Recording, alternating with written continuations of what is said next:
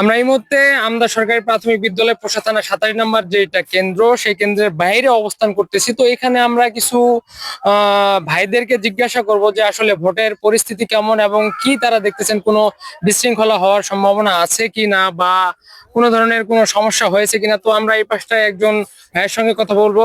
ভাই, আসসালামু আলাইকুম। ওয়ালাইকুম সালাম রহমতুল্লাহ। আপনার নাম? মুফতি মঞ্জুরুল ইসলাম সাহেব।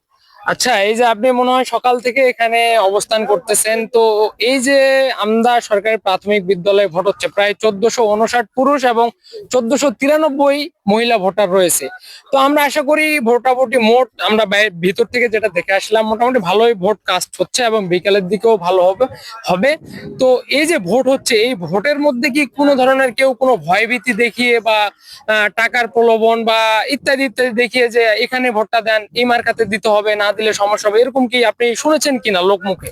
জি না, আলহামদুলিল্লাহ আমাদের আমদা কেন্দ্রে খুব সুন্দর সুশৃঙ্খল ভাবে সবাই স্বতঃস্ফূর্ত ভাবে নিজের প্রার্থীকে ভোট দিচ্ছেন। শুক্রিয়া, আলহামদুলিল্লাহ। আমরা ফজরের পরেই ভোট দিয়েছি। 7:30 শুরু হয়েছে, 35-40 4:30টায় ভোট গণনা, 7:30টায় 4:30টায় শেষ হবে আর কি ভোট। শেষ হবে। জি, তো এই ছিল মোটামুটি আমদা সরকারি প্রাথমিক বিদ্যালয়ের সর্বশেষ খবর। এবং আমি যদি আরো আপনাদেরকে বলতে চাই, আপনারা দেখবেন যে এই পরিবেশটা শুধু আমদাতে না, আমরা গাঙ্গুরিয়া, বালিয়াছান্দা, কাতিপুর কালীনগর উচ্চ বিদ্যালয়েও দেখলাম একটা ভালো ধরনের পরিবেশ, যে পরিবেশে প্রত্যেকটা মানুষ উৎসব মুখর ভাবে ভোট দিচ্ছেন। তো আমরা পোরশা থেকে শামীম হোসেন, উত্তরা প্রতিনিধি, পোরশা, নওগাঁ।